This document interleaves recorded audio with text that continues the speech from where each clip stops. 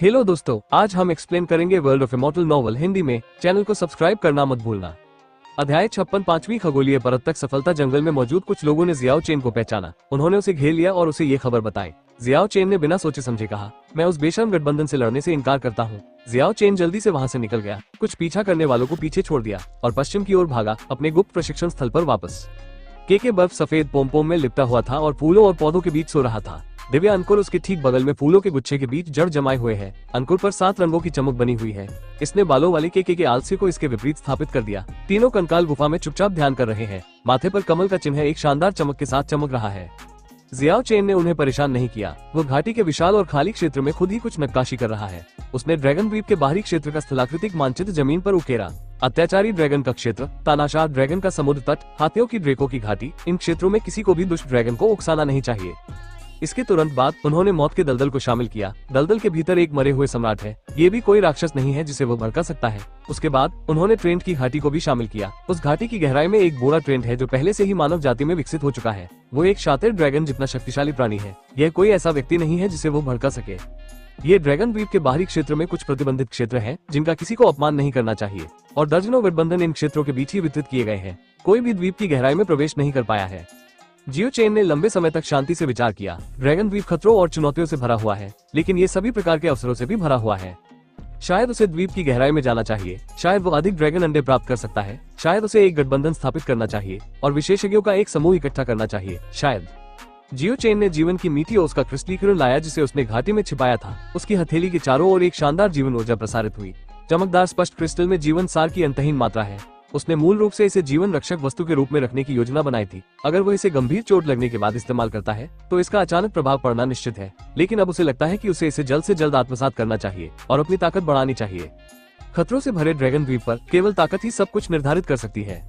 Xiao chain ने अपनी हथेली में चमकता हुआ साफ क्रिस्टल पकड़ लिया। जब उसने गुप्त तकनीक का संचालन किया तो क्रिस्टल एक शानदार चमक में बदल गया और उसे अपने भीतर लपेट लिया।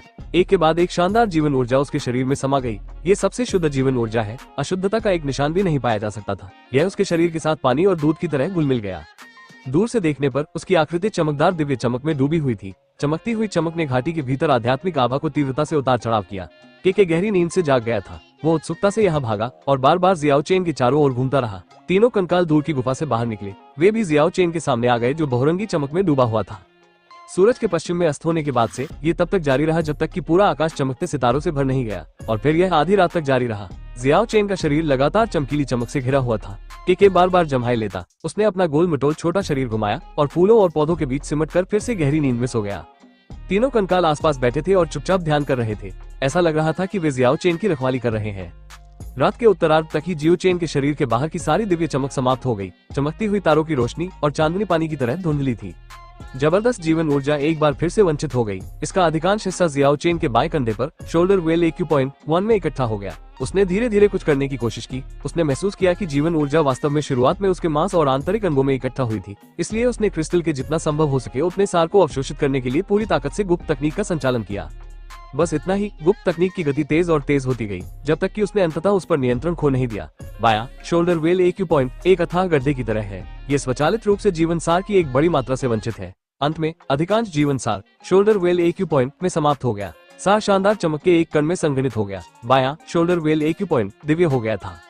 वो केवल इतना कह सकते हैं कि प्राचीन दिव्य मोनोलिथ पर क्यूई प्रशिक्षण तकनीक बहुत रहस्यमय और अत्याचारी है। हालांकि विशाल जीवन ऊर्जा का एक हिस्सा अभी भी जियाओ चेन के शरीर द्वारा आत्मसात किया गया था। उसने स्पष्ट रूप से अपनी क्षमता में वृद्धि महसूस की। उसकी त्वचा एक चमकदार चमक के साथ टिमटिमा रही थी। ऐसा लग रहा था जैसे उसका शरीर अभी अभी किसी किलेबंदी से गुजरा हो। उसकी त्वचा के हर इंच में एक शक्तिशाली ताकत थी और उसका शरीर बहुत हल्का महसूस कर रहा था। जियो चेन ने हल्के से अपना हाथ हिलाया। एक चमकदार चमक आसमान में उड़ गई। ऐसा लगता है जैसे चमक आसमान में तारों की रोशनी से जुड़ी हुई थी। शानदार तलवार की चमक रात के आसमान के नीचे विशेष रूप से उज्जवल है। वह जानता था कि उसने अभी अभी एक सूर्य की 5वीं दिव्य परत को तोड़ा है। उसने अपने प्रशिक्षण के मार्ग में एक बड़ा कदम आगे बढ़ाया है। जियाओ चेन धीरे धीरे शांत हो गया। यह एक बहुत ही लाभदायक रात है। 5वीं दिव्य परत को तोड़ने के अलावा उसके बाएं पैर में सेंटर पैलेस AQ-1, उसके दाएं पैर में सेंटर पैलेस AQ-1, उसकी छाती में शाम हिल AQ-1 और उसके बाएं कंधे में शोल्डर वेल AQ-1 4 एक्यूपंक्चर बिंदु पहले से ही दिव्य हो चुके हैं। वो और भी कई एक्यूपंक्चर बिंदुओं के दिव्य होने की उम्मीद कर रहा है। एक सूर्य की 5वीं दिव्य परत को तोड़ने के बाद और प्रचुर जीवन ऊर्जा के साथ जियो चेन आत्मविश्वास से भरपूर है। इस खतरनाक ड्रैगन द्वीप पर केवल पर्याप्त ताकत के साथ ही उन्हें डरने की कोई बात नहीं होगी। सुबह की धूप बहुत ही कोमल है। भरपूर नींद लेने वाले केके सुबह सुबह ही जाग गए। वो फूलों और पौधों के बीच इधर उधर लोटपोट हो रहे हैं। फ्री उनका बर्फ सा सफेद फर एक हल्की चमक के साथ टिमटिमा रहा है। उनकी चमकती हुई बड़ी बड़ी आंखें आध्यात्मिक आभा से भरपूर है। बस इतना ही, जब भुने हुए मांस की खुशबू इस घाटी में फैलने लगी तो केके ने एक दुखी भाव प्रकट किया। उसने अपने छोटे पंजे से अपने मोटे छोटे पेट को रगड़ा और दूर से जियाओ चेन को देखा, जो इस समय अपने नाश्ते का आनंद ले रहा था। लालसा के कारण उसकी लार लगभग बहने लगी। उसने दर्द से अपने पंजों की जोड़ी से अपनी चमकती हुई बड़ी आंखों को ढक लिया। उसके बाद वो फूलों और पौधों के बीच खुद को दफनाने की कोशिश करता है। अब वो उस सुनहरे और चमकदार नाजुकता को नहीं देखता जो उसे इच्छा से ललचाती है। केके, यहाँ आओ, थोड़ा खाओ। जियो चेन को लगा कि ये दृश्य वास्तव में मनोरंजक था, इसलिए उसने जानबूझकर उसका मजाक उड़ाया। चीख चीख, केके ने जोरदार विरोध जताने के लिए अपने बर्फ जैसे सफेद छोटे पंजे हिलाए। जियो चेन मुस्कुराया। ये छोटा सा प्राणी वास्तव में बहुत मनोरंजक है। तीनों कंकाल पास की एक गुफा में ध्यान कर रहे हैं। हाल ही में एक सफलता प्राप्त करने के बाद ऐसा लगता है कि उन्होंने ध्यान के सार को समझ लिया है। माथे पर कमल का चिन्ह चमक रहा था। ये चिन्ह सांसारिक सार को उनकी ओर निर्देशित करने में सक्षम है। अपना नाश्ता खत्म करने के बाद जियो चेन घाटी से बाहर चला गया और फिर से अकेले ही अन्वेषण करने चला गया।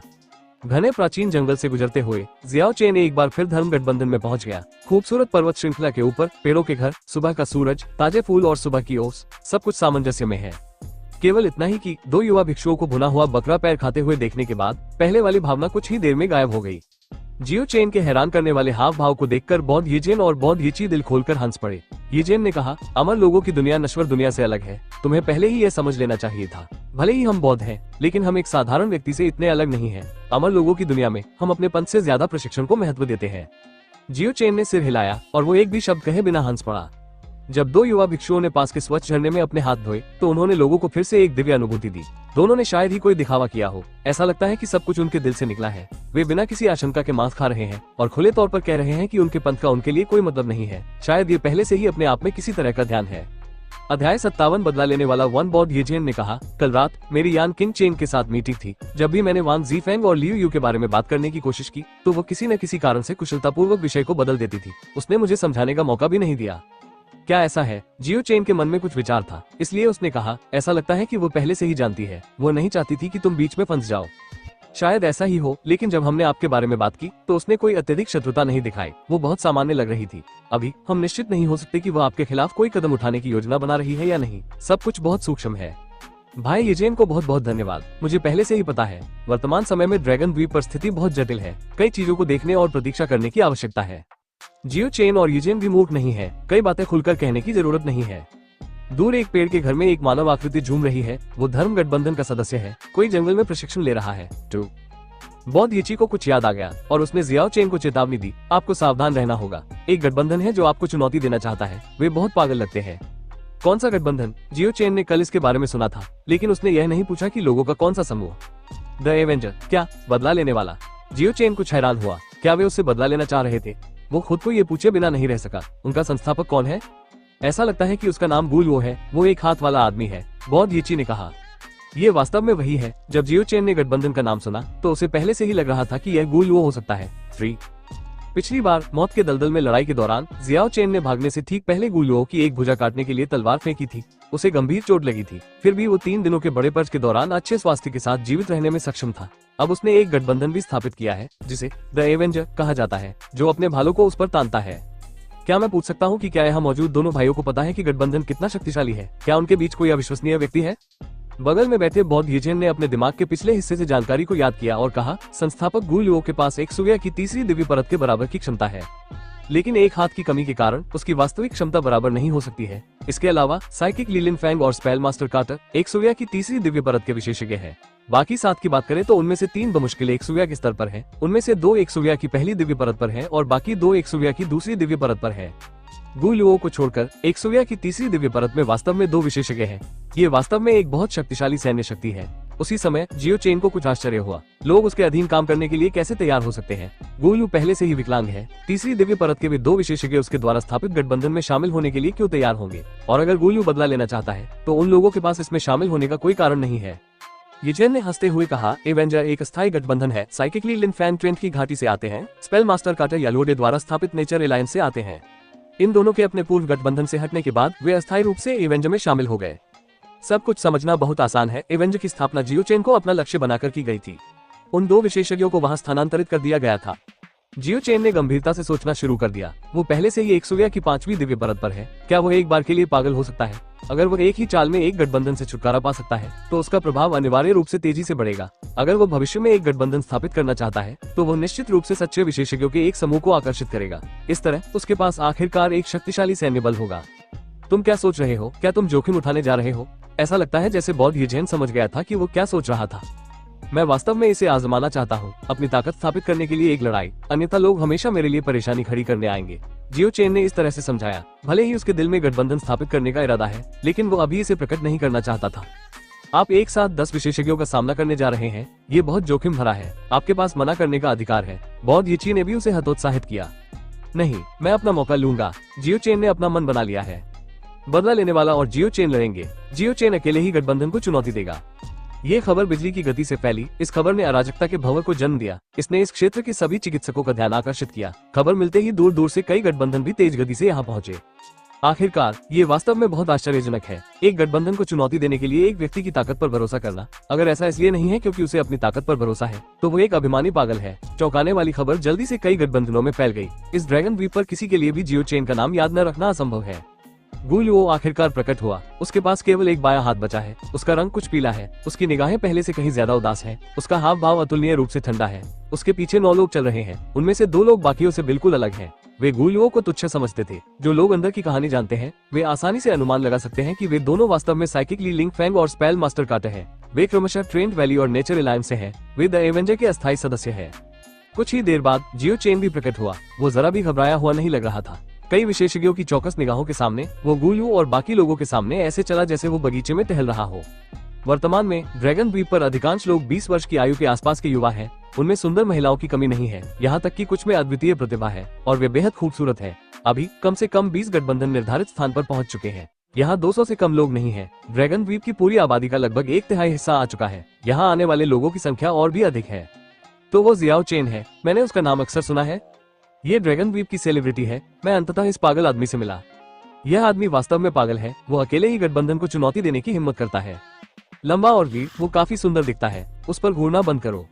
हर कोई उत्साहपूर्वक चर्चा कर रहा था, चाहे पुरुष या महिला अभ्यासी हो। सभी ने अपनी निगाहें जियो चेन पर केंद्रित कर रखी थी और उसके बारे में सभी प्रकार की टिप्पणियां कर रहे थे। पिछली बार अराजकता के साथ लड़ाई में घटनास्थल पर केवल सैकड़ों लोग थे और इस बार शुरू होने से पहले ही 200 से अधिक लोग थे और अंत में ये 300 लोगों को तोड़ देता है। कई सैकड़ों अन्य लोगों के न आने का कारण ये है कि वे या तो यहाँ से बहुत दूर है, या उन्होंने अभी तक समाचार नहीं सुना है, या उनके पास पर्याप्त समय नहीं था। गु लुओ ने ठंडी सांस ली। उसकी आंखों में स्पष्ट आक्रोश भरा हुआ था। जियाओ चेन बहुत शांत है और उसने कहा, खुद को पीड़ित मत समझो। तुम्हें बहुत स्पष्ट होना चाहिए। ये तुम ही थे जिन्होंने मुझे सबसे पहले मजबूर किया। जब तुम गलत रास्ते पर जाते हो और कोई गलती करते हो तो तुम्हें उसकी कीमत चुकानी पड़ती है। अध्याय 58 गठबंधन को चुनौती देना। गु लुओ की नजर दुर्भावनापूर्ण थी। उसने जियो चेन को कटु आक्रोश से देखा और कहा, क्योंकि तुम पहले से ही लड़ने के लिए सहमत हो गए हो, इसलिए समय आने पर हम एक दूसरे का सामना जीवन और मृत्यु की लड़ाई में करेंगे। इससे ज्यादा कुछ कहना बेमानी है। जियाओ चेन ने सिर्फ सिर हिलाया।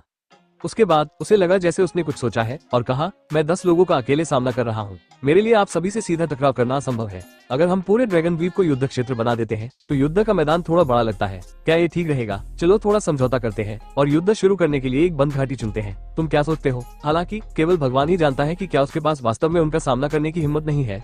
गु लुओ मूल रूप से जियो चेन से सीधे लड़ने की योजना बना रहा था, लेकिन उसकी राय सुनने के बाद ऐसा लगता है कि वह हिट एंड रन रणनीति का उपयोग करना चाहता है। यह उसे बहुत अनुचित लगता है, लेकिन इस तरह के समझौते को सुनने के बाद उसने तुरंत सहमति दे दी। एक बंद घाटी में वह एवेंजर के लिए एक आसान लक्ष्य है। जियो चेन ने दर्शकों का सामना करने के लिए मुड़कर कहा, हम लड़ाई के लिए एक बंद घाटी का चयन करेंगे जो न बहुत बड़ी हो और न ही बहुत छोटी हो। उसने दर्शकों के सामने जल्दी से अपनी राय व्यक्त की।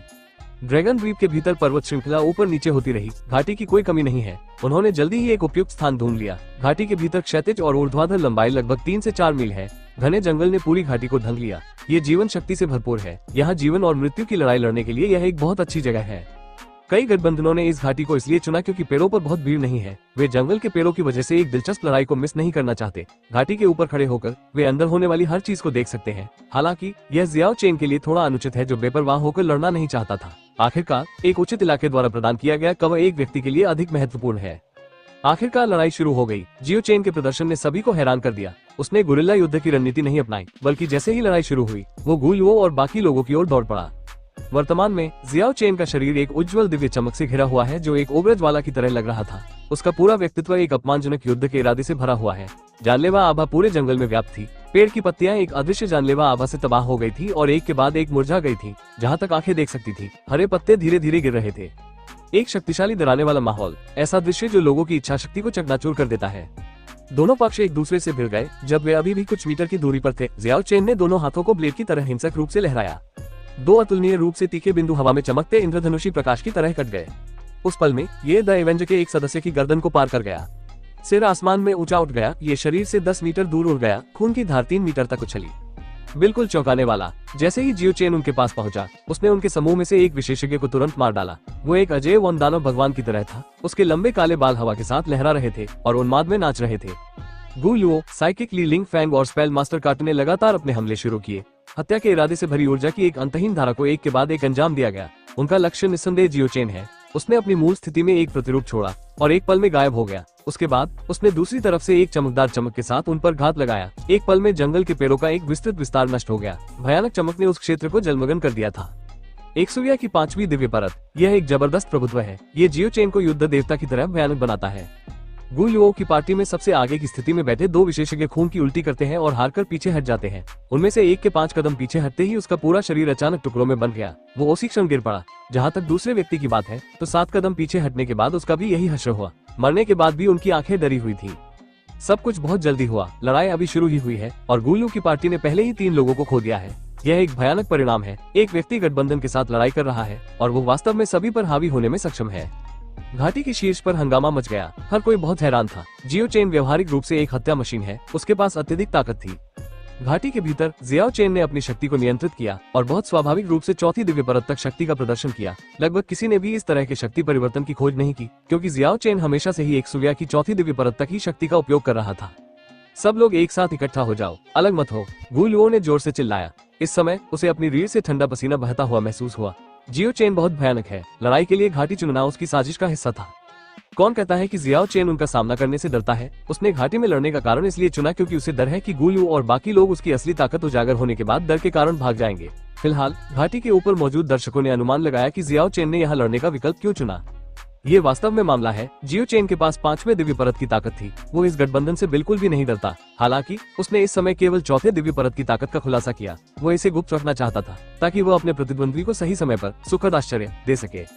गु लुओ ने खुद को 2धारी तलवार के सहारे खड़ा कर लिया। तलवार की आभा अनिश्चित काल तक उतार चढ़ाव करती रही। उसके पास कोई स्क्रॉल नहीं बचा था। वो लड़ने के लिए केवल अपनी आधार शक्ति पर भरोसा कर सकता था। मानसिक ली लिन फैंग आकाश में तैर रहा था। उसके पूरे शरीर से एक हरे रंग की चमक निकल रही थी, जिससे उसकी आध्यात्मिक शक्ति चरम सीमा तक बढ़ गई थी। जादू मास्टर कार्टर भी बीच हवा में था, लगातार एक मंत्र का जाप कर रहा था। एक भयंकर जादू का हमला होने वाला था और ठीक इसी समय जियो चेन तुरंत गायब हो गया। वो जंगल में लगातार अपनी स्थिति बदल रहा था और इन 3 विशेषज्ञों के अलावा सभी को मारना शुरू कर दिया। उसने पहले कमजोर चिकित्सकों को खत्म करने का फैसला किया और फिर उड़ने में सक्षम कार्टर और ली लिंग फैंग को हराने के लिए पूरी ताकत लगा दी। गु लुओ, कार्टर और ली लिंग फैंग ने अपना चौतरफा हमला शुरू कर दिया। वे नहीं चाहते थे कि जियो चेन उन्हें एक एक करके खत्म कर दे। कार्टर ने अपना मंत्र पूरा किया। एक के बाद एक भयानक बिजली नीचे की ओर उन्माद में गिरती हुई जियो चेन का पीछा करती हुई उसी समय एक के बाद एक ऊर्जा ब्लेड उल्का वर्षा की तरह गिरे। जियो चेन अपनी स्थिति बदलता रहा। एक के बाद एक प्रतिरूप जमीन पर छोड़ता रहा। उसने जादू के हमलों की अंतहीन धारा को चकमा दिया और कुछ बचे हुए अभ्यासियों के पीछे चला गया। साइकिक के पास जन्मजात आध्यात्मिक शक्ति होती है। उस आध्यात्मिक शक्ति को असंख्य दिनों तक पोषित करने के बाद सभी प्रकार की विदेशी क्षमता आकार ले सकती है। अब ली लिन फैंग जियो चेन को सीमित करने के लिए उस शक्तिशाली विदेशी क्षमता का उपयोग करने की कोशिश कर रहा है। जियाओ चेन वास्तव में संयमित था। उसने महसूस किया कि उसका शरीर धीरे धीरे पहाड़ जैसा भारी हो गया है। एक कदम भी चलना मुश्किल है। उसकी हरकतें बहुत सुस्त हो गई हैं। अगर उसके शरीर के बाहर जलती हुई दिव्य ज्वाला न होती तो वो कार्टर द्वारा गिराए गए ऊर्जा ब्लेड से फट सकता था। हाँ, टू जियो चेन जोर से चिल्लाया। उसका पूरा शरीर हिल गया और उस रहस्यमयी ऊर्जा को तोड़ दिया जो उसे सीमित कर रही थी। और साइकिक ली लिंग फैंग जो हवा में था, उसे झटका लगा। उसने खून का एक बड़ा मुंह थूक दिया। उसकी ताकत वास्तव में शक्तिशाली है, लेकिन जिस व्यक्ति पर वो हमला कर रहा है वो वास्तव में एक सूर्य की 5वीं दिव्य परत का एक अभ्यासी है। वो उससे 2 स्तर अधिक शक्तिशाली है। थोड़े समय में ही जियो चेन ने द एवेंजर के 6 अभ्यासियों को मार डाला। गु लुओ, ली लिंग फैंग और कार्टर को छोड़कर विरोधी पक्ष से केवल एक और अभ्यासी बचा है जो घाटी की गहराई में भाग गया था। अब समय आ गया है कि गु लुओ और उसके बीच विवाद सुलझाया जाए। अध्याय 59 अंतिम में एक जियाओ चेन ने बड़े बड़े कदम आगे बढ़ाए। पूरा पहाड़ जंगल उसके हिलने से हिल गया। वो एक विशालकाय व्यक्ति की तरह भारी था। शक्तिशाली दबाव के कारण गु लुओ और अन्य 2 लोग बेचैन हो गए। वे लगभग सांस लेने में असमर्थ थे। गु लो बुरी तरह डर गया था। वो पहले से ही इस मैच के परिणाम की भविष्यवाणी कर सकता था, लेकिन उसके पास अभी भी एक कोने में फंसे जानवर की तरह संघर्ष करने के अलावा कोई विकल्प नहीं था। जियो चेन के शरीर से एक चमकदार दिव्य चमक निकल रही थी। उसने जंगल में एक के बाद एक कई प्रतिरूप छोड़े, साइकिक लीलिन फैंग और स्पेल मास्टर कार्ट के हमले से बचते हुए वो गुलियो के चारों ओर दिखाई देता रहा और दोनों हाथों की चमकदार चमक से उस पर तब तक हमला करता रहा जब तक कि वो बार बार खून से लथपथ नहीं हो गया। गुलियो अब मुश्किल से खड़ा हो पा रहा था। हाँ, गुलियो जोर से चिल्लाया और खुद को जियाओ चेन पर फेंक दिया। आसपास के जंगल के पेड़ उसी क्षण नष्ट हो गए। उसने अपनी शक्ति को सीमा तक बढ़ा दिया ताकि जियाओ चेन को भारी चोट पहुंचा सके। हालांकि गुलियो का प्रयास तब बेकार हो गया जब एक शानदार दिव्य चमक आसमान में उड़ी। जियो चेन ने अपनी बाईं भुजा को पूरी ताकत से हिलाया जैसे कि एक स्वर्गीय ब्लेड हो। कई मीटर लंबी शानदार दिव्य चमक आसमान में फैल गई। यह उसी पल गुलियो के शरीर के पास से गुजरी। वो कंधे से तिरछे कट गया। ऊपर का आधा हिस्सा कम से कम 10 मीटर दूर उड़ गया, जिससे हर जगह बहुत सारा खून फैल गया। लाश के 2 हिस्से आखिरकार टूटी हुई शाखाओं और मुरझाए हुए पत्तों के ऊपर गिर गए। गुलियो का जीवन समाप्त हो गया था। एवेंजर के संस्थापक का पतन हो गया था। इसका मतलब है कि जियो चेन ने अकेले ही एक गठबंधन के खिलाफ जीत हासिल कर ली थी। घाटी के शीर्ष पर हंगामा शुरू हो गया। यह एक क्रूर और तीव्र लड़ाई थी। हर कोई जियो चेन की श्रेष्ठता और भयानकता को महसूस कर सकता था। वे मदद नहीं कर सके लेकिन तालियां बजाई। लेकिन लड़ाई यहीं खत्म नहीं हुई। जियो चेन और साइकिक ली लिंग फैंग साथ ही स्पेल मास्टर कार्टर अभी भी जमकर लड़ रहे हैं। जंगल के ऊपर से लगातार चमकदार चमक गिर रही थी। बिजली, ऊर्जा ब्लेड, पाताल लोक की ज्वाला, सभी प्रकार के जादुई हमले किए जा रहे थे। कार्टर ने एक के बाद एक जादू का पागलपन से जाप करने में खुद को थका दिया। मानसिक लीलिन फैंग ने भी अपनी विदेशी क्षमताओं को लगातार जारी रखा क्योंकि कारावास तकनीक विफल हो गई थी। उसने घाटी में सभी प्रकार के भ्रम पैदा करने के लिए अपनी शक्तिशाली आध्यात्मिक शक्ति का इस्तेमाल किया। वो जियो चेन को खतरनाक क्षेत्र में खींचना चाहता था। उसने अपनी आध्यात्मिक शक्ति का उपयोग करके एक विशाल ऊर्जा ब्लेड भी बनाया और घाटी में काटने के लिए इसे नियंत्रित किया। ये लड़ाई वास्तव में लंबे समय तक जारी रही। जियो चेन ने दोनों हाथों से एक के बाद एक रहस्यमय जादू चक्र बनाया। उसके शरीर के चारों ओर शानदार तारों की रोशनी चमक उठी। स्टार आरेख द्वारा बनाई गई शानदार प्रकाश स्क्रीन बहुत मजबूत है। इसने आकाश से आने वाले सभी हमलों को पूरी तरह से रोक दिया। जहाँ तक सभी प्रकार के आध्यात्मिक भ्रम की बात है तो जियो चेन की दृढ़ इच्छा शक्ति के कारण उस पर इसका ज्यादा प्रभाव नहीं पड़ा। जियो चेन ने एक सूर्या की चौथी दिव्य परत से अपनी शक्ति को 5वीं दिव्य परत तक बढ़ाने के बाद एक चमकदार तलवार की चमक आसमान में उड़ गई। जियो चेन के दोनों हाथों से शानदार दिव्य चमक निकली। बेजोड़ तलवार की चमक ने उसी पल स्पेल मास्टर कार्टर के शरीर को भेद दिया। दूसरी शानदार तलवार की चमक के लिए इसने सीधे साइकिक लीलिन फैंग के शरीर को आधा काट दिया। 2 लाशें आसमान से गिरी। गहन युद्ध आखिरकार एक निष्कर्ष पर पहुंच गया। एक सूर्या की 5वीं दिव्य परत की शक्ति का प्रभुत्व बहुत अधिक है। जब वे मारना चाहते हैं तो कोई भी उन्हें रोक नहीं सकता। जिस क्षण उन्होंने एक ही समय में 2 शक्तिशाली शत्रुओं का निपटारा किया, घाटी के शीर्ष पर असंख्य अभ्यासी सदमे में चुप हो गए। फिर वे एक शोर में फूट पड़े। जियो चेन ने पूरे गठबंधन के खिलाफ द्वंद्व युद्ध जीता। इससे घाटी के शीर्ष पर स्थित बहुत से गठबंधनों को गहरा सदमा लगा। और भी लोग हैं जो लड़ाई में डूबे हुए हैं। उनका खून खोल रहा है, मानो वे व्यक्तिगत रूप से किसी खूनी युद्ध से गुजरे हो। एक अकेला व्यक्ति पूरे गठबंधन को चुनौती दे रहा है। जयकारे, सीटियां और चिल्लाने की आवाजें आ रही हैं। घाटी की ऊपरी परत बहुत शोरगुल से भर गई है। जियो चेन ने घाटी नहीं छोड़ी, बल्कि वो घाटी की गहराई में चला गया। घाटी के ऊपर से बहुत सारे गठबंधन बारीकी से ध्यान दे रहे थे। सभी को लगा कि कुछ ठीक नहीं है। हालांकि उन्हें जल्दी से याद आया कि एवेंजर से अभी भी एक जीवित व्यक्ति है जो घाटी की गहराई में प्रवेश कर गया है। वो तो बस एक मोहरा है, क्या उसे मारना जरूरी है? बहुत जल्द सभी को ये जानकर आश्चर्य हुआ कि वे बहुत गलत थे। उस जीवित बचे व्यक्ति के लिए मोहरा बनना असंभव था। अंततः एक तीव्र युद्ध छिड़ गया। जब से जियाओ चेन ने इस घाटी में प्रवेश किया और गुलियो की पार्टी के साथ युद्ध किया, उसने पाया कि यह व्यक्ति बाकी लोगों से अलग है। उसने अन्य कमजोर अभ्यासियों को मार डाला, लेकिन केवल यह व्यक्ति ही बच निकलने में सक्षम था। निश्चित रूप से जब उसने बाकी सभी को निपटा दिया और घाटी की गहराई में प्रवेश किया तो उसने पाया कि यह व्यक्ति बहुत समय से उसका इंतजार कर रहा था। एक भी शब्द कहे बिना भयंकर युद्ध छिड़ गया। वो व्यक्ति वास्तव में एक भयानक जादू मास्टर है। इसके तुरंत बाद जियो चेन को आश्चर्य हुआ। वो आदमी जो अपने आधे चेहरे को बिखरे बालों से ढक रहा है, वास्तव में लैंडे है। वो आदमी जो यान किंग चेन के साथ था। उसने पहले से ही अपने सुनहरे बालों को काला करने के लिए चारकोल की राख का इस्तेमाल किया था। उसके जहर जैसे गाल भी घास के रस से लाल रंगे हुए थे। इसके अलावा उसने अपने चेहरे को बिखरे बालों से ढक लिया, यहाँ तक कि जियो चेन ने भी पहले नहीं देखा कि यह वही है। इसके अलावा उसने कभी नहीं सोचा था कि वो अपनी चाल चलेगा। सुनहरे बालों वाला एक सुंदर लड़का जो चमकते सूरज की तरह चमक रहा था, वास्तव में इस तरह का भेष बदलने की हद तक जा सकता था। लांडे, तुम मुझ पर हमला क्यों कर रहे हो? मैं ये जोखिम उठाने को तैयार हूँ। मुझे कोई पछतावा नहीं है। टू लैंडे अभी भी पहले की तरह घमंडी है। वो बहुत घमंडी है और समझाने की जहमत नहीं उठाना चाहता। काश तुम युद्ध के बाद इतने घमंडी न होते। जियो चेन को डरने की कोई बात नहीं थी, क्योंकि लैंडे खुद मुसीबत में फंसने आया था और अब भी पहले की तरह ही घमंडी है। तो कहने को और कुछ नहीं है, बस एक ही काम है, उसे दबाने के लिए पूरी ताकत लगानी है और उसके अहंकारी रवैये को टुकड़े टुकड़े कर देना है। जंगल से एक दिव्य चमक फूट पड़ी। ये चमक समुद्र की लहरों की तरह थी जो बार बार ऊपर नीचे हो रही थी। पहाड़ के जंगल का एक बड़ा विस्तार तुरंत नष्ट हो गया। अनंत मात्रा में चमक ने उस जगह को जलमग्न कर दिया। ऊर्जा में उतार चढ़ाव ऐसी चीज नहीं है जिसे एक सूर्या की तीसरी दिव्य परत का अभ्यासी करने में सक्षम हो। यह एक्सोविया की चौथी आकाशीय परत से परे दो विशेषज्ञों के बीच लड़ाई है। गठबंधनों के प्रत्येक विशेषज्ञ अत्यंत आश्चर्यचकित थे। ये लड़ाई बहुत तीव्र है। घाटी में आकाश से पत्थर गिर रहे थे, विशाल वृक्ष लगातार गिर रहे थे, चमकदार चमक लगातार फूट रही थी। विशाल वृक्ष समय समय पर जड़ से उखड़ रहे थे, गुरुत्वाकर्षण का उल्लंघन करते हुए आकाश में ऊपर उठ रहे थे और फिर हवा में ही नष्ट हो रहे थे। द एवेंजर का आखिरी व्यक्ति वास्तव में असली मुख्य व्यक्ति है। वो वास्तव में सबसे भयानक विशेषज्ञ है। वो वास्तव में जियाओ चेन के साथ बराबरी की लड़ाई लड़ने में सक्षम है। ये यहाँ हर दर्शक को अपना संयम खोने पर मजबूर कर देता है। हालांकि लैंडे बहुत लापरवाह है। जब लड़ाई गतिरोध में प्रवेश करती है तो वो स्वेच्छा से आकाश से नीचे उतरता है और अपने मंत्र से जियाओ चेन पर बहुत करीब से हमला करता है। पूरा आकाश चमकीली चमक से भर जाता है। भयानक ऊर्जा भव्य तरीके से उतरती है। ये पूरा जंगल एक दिव्य चमक से घिरा हुआ है। इस क्षेत्र में जंगल के पेड़ लगभग पूरी तरह से नष्ट हो गए थे और ठीक इसी समय जियाओ चेन ने आखिरकार अपनी असली ताकत दिखाई। उसने अपनी शक्ति को 5वीं दिव्य परत तक बढ़ा दिया। आकाश में प्रकाश का एक भयानक विस्फोट हुआ, जिसकी चकाचौंध भरी चमक ने वास्तव में लैंडे को अपनी चपेट में ले लिया। अध्याय 60 पूर्ण शक्ति। लैंडे ने चिल्लाकर कहा कि यह अच्छा नहीं है और अपना मंत्र जपना जारी रखा। एक भयानक बैंगनी बिजली और काली लौ ने पूरे आकाश को ढक लिया। वो जियो चेन के बंधन से मुक्त होना चाहता था। हालांकि उसे आश्चर्य हुआ कि यह 5वीं दिव्य परत की शक्ति है।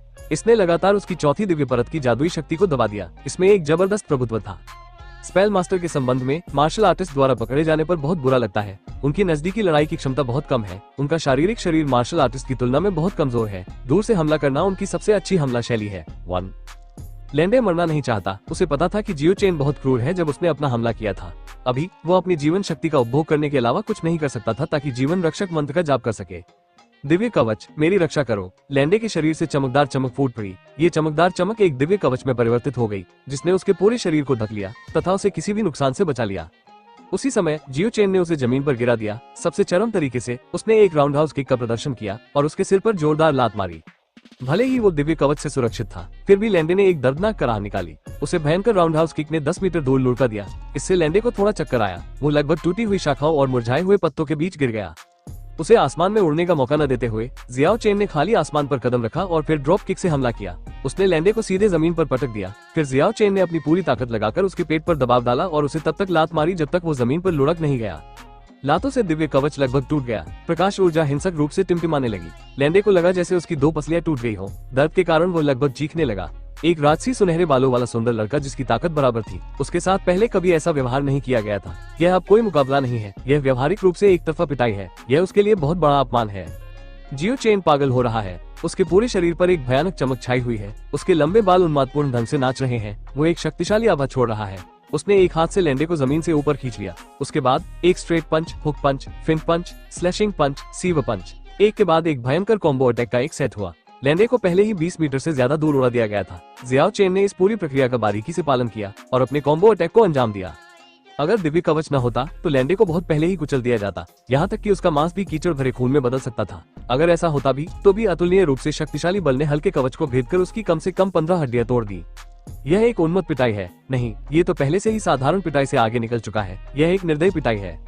कभी घमंडी रहे लैंडे अब उन्मत्त होने लगे हैं। सब कुछ उनके द्वारा ही लाया गया है।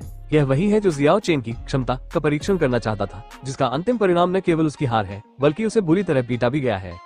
उसकी गरिमा को पूरी तरह से कुचल दिया गया। लैंडे को बहुत शर्म आ रही है। वो एक बार ऊपर चढ़कर जियाओ चेन को नीचे से देख रहा था, लेकिन अब उसे उस व्यक्ति ने बुरी तरह पीटा। अब उनकी स्थिति बदल गई थी। इससे वो गुस्से से लगभग बेहोश हो गया। उसे आसमान में ऊपर तक लात मारी गई। उसके बाद जमीन की ओर एक राउंडहाउस किक मारी गई और फिर एक और किक ने उसे जमीन को छूने से पहले ही ऊपर उठा दिया। अंत में जियो चेन ने लैंडे के पेट पर कदम रखा। उसने हल्के से अपना एक हाथ हिलाया ताकि लैंडे को पता चल सके कि उसके नीचे कौन है। फिर उसने थोड़ी अवमानना के साथ कहा, तुम योग्य नहीं हो। जियाओ चेन ने लैंडे से बात करने के लिए उसी रवैये का इस्तेमाल किया जिससे उसे अपना सिर जमीन पर पटकने का मन हुआ। वो एक ही समय में शर्मिंदा, परेशान और क्रोधित महसूस कर रहा था। उसका अहंकार पूरी तरह से कुचला जा चुका था। वो पूरी तरह से पराजित हो चुका था। जियो चेन ने उसे मारने का फैसला किया। उसे विश्वास नहीं था कि वो दिव्य कवच को तोड़ नहीं पाएगा। अगर यान किंग चेंग भविष्य में लैंडे का बदला लेना चाहता है तो उसे ऐसा करना चाहिए। अभी वो एक शक्तिशाली दुश्मन को जीवित नहीं रहने देना चाहता था, क्योंकि वे आज तक इस सीमा तक लड़ चुके हैं। अगर उसने लैंडे को जाने दिया तो वे अनिवार्य रूप से भविष्य में घातक दुश्मन बन जाएंगे। लैंडे मरना नहीं चाहता था। सबसे महत्वपूर्ण बात यह है कि सभी में जीने की प्रबल इच्छा शक्ति थी। यहाँ से भागने के लिए उसने अपनी आधी जिंदगी जोखिम में डालने में संकोच नहीं किया। उसने निषिद्ध मंत्र को पूरी तरह से निष्पादित किया। दिव्य कवच को फिर से भरने के लिए अपनी जीवन शक्ति को बलपूर्वक बाहर निकाला। उसके शरीर से एक चमकदार दिव्य चमक फूट पड़ी। उसका शरीर सुनहरे सूरज की तरह चमक रहा था। उसने जियो चेन के पैर के नीचे से मुक्त होने के लिए हिंसक रूप से संघर्ष किया। जियो चेन उसे मारने के लिए दृढ़ है। उसने लैंडे को मारने की कसम खाई है, चाहे कुछ भी हो। उसने हिंसक तरीके से एक मुक्का मारा जिससे लैंडे सीधे उखड़ी हुई जमीन पर गिर गया। हालांकि ये तरीका लैंडे को टुकड़ों में तोड़ने में कामयाब नहीं हुआ। ऐसा लग रहा था जैसे उसने किसी दिव्य कछुए का खोल पहन रखा हो। उसके शरीर के चारों ओर घनी चमक अकल्पनीय रूप से कठोर है। एक और हिट, कोई दया मत दिखाओ। भले ही जियो चेन प्रकाश स्क्रीन को तोड़ नहीं सकता, फिर भी वो हमला करता रहा। उसके दोनों पैर जमीन में गहरे धंस गए थे। एक भयानक ऊर्जा प्रकाश स्क्रीन को भेदती रही। लैंडे की कुछ और हड्डियां टूट गईं। लैंडे गुस्से में था। वो चाहता था कि वो आत्महत्या कर ले। अंत में उसने अपनी जीवन शक्ति जला दी और स्वेच्छा से जमीन की गहराई में प्रवेश किया। उसके बाद वो भूमिगत छेद करके सतह से बाहर निकल आया। वो उल्का की तरह आकाश की ओर उड़ गया। वो यहाँ से भागने के लिए विशाल आकाश में भाग गया। उसने अपनी जीवन शक्ति को ऊर्जा के स्रोत के रूप में इस्तेमाल किया। उसे पकड़ने में असमर्थ जियाओ चेन ने उसके पीछे जाने का ज्यादा प्रयास नहीं किया। वो बस शांति से उसे दूर आसमान में गायब होते देखता रहा। वो जानता था कि अगर लैंडे बच भी गया तो भी वो आधे साल बाद भी एक बेकार व्यक्ति होगा। उसके शरीर की बहुत सारी हड्डियां छोटे छोटे टुकड़ों में बिखर गई थी। चिंता की कोई बात नहीं है। विकलांग लैंडे को निश्चित रूप से हारे हुए व्यक्ति की पीड़ा का स्वाद चखना होगा। इस तरह का मानसिक आघात इन अहंकारी चिकित्सकों को मारने से भी अधिक प्रभावी होगा। यह उसके अभिमानी और अहंकारी रवैये के लिए अब तक की सबसे बड़ी सजा हो सकती है। घाटी की शीर्ष पर कई गठबंधन है। सभी दर्शक उत्साह में चिल्लाने लगे। हर कोई सम्मान से भर गया। यह एक अद्भुत लड़ाई थी। जियो चेन ने एवेंजर को चुनौती दी और पूर्ण विजय हासिल की। कई गठबंधनों ने अपनी चाल चलनी शुरू कर दी। वे जियाओ चेन को अपने समूह में खींचना चाहते थे। ड्रैगन द्वीप पर इस तरह का शक्तिशाली विशेषज्ञ निश्चित रूप से लड़ने लायक एक तेज तलवार है। जियो चेन ने पीछे मुड़कर भी नहीं देखा और घाटी से बाहर निकलने के लिए बड़े बड़े कदम उठाए। जैसे ही वो घाटी के प्रवेश द्वार पर पहुंचा, उसने जंगल में कुछ छवियां छोड़ दी और सबके सामने गायब हो गया। वो उन गठबंधनों से बचना चाहता था जो उसे भर्ती करने की कोशिश कर सकते थे। हालांकि कई गठबंधनों के संस्थापक को पहले से ही पता था कि ऐसा होने वाला था, इसलिए उन्होंने उसे दूर के पहाड़ी जंगल में रोकने के लिए लोगों को भेजा, इस उम्मीद में कि वो उनका निमंत्रण स्वीकार करेगा। उनमें से कुछ असामान्य रूप से शक्तिशाली गठबंधन है, जैसे दुगु क्यूबाई के वंशज द्वारा स्थापित अजेय गठबंधन या ली जुनहुआन के वंशज द्वारा स्थापित चाकू फेंकने वाला गठबंधन आदि। खूबसूरत लड़कियों से भरे गठबंधनों की भी कमी नहीं थी, जैसे कि ब्लू रेन एलायंस। संस्थापक लायू ने जियो चेन के मन में गहरी छाप छोड़ी। वो एक सौम्य और मधुर स्वभाव वाली सुंदरता है। वो झाओ लिनेर और यान किंग चेन के बिल्कुल विपरीत है। वो पानी की तरह कोमल और सुंदर है। वहाँ रेड पाउडर एलायंस भी था। जियो चेन किसी को भी नाराज नहीं करना चाहता था, इसलिए उसने पहले उनके निमंत्रण के लिए आभार व्यक्त किया और फिर अप्रत्यक्ष रूप से अस्वीकार कर दिया। अंत में जियो चेन आखिरकार सभी लोगों से अलग हो गया। वो गुप्त छिपने की जगह पर वापस लौटना चाहता था। उसने इस लड़ाई में बहुत अधिक ऊर्जा खर्च की। अगर वो इस क्षेत्र में बहुत लंबे समय तक रहा तो वो खतरे में पड़ सकता है। रास्ते में उसे एक बेहद खूबसूरत और तंदुरुस्त लड़की ने रोका। उसकी बैंगनी पोशाक हवा में लहरा रही थी। उसका पूरा व्यक्तित्व बुद्धिमत्ता का प्याला लग रहा था। वो एक सुंदर आभा से भरपूर थी। वो व्यक्ति वास्तव में यान किंग चेन था।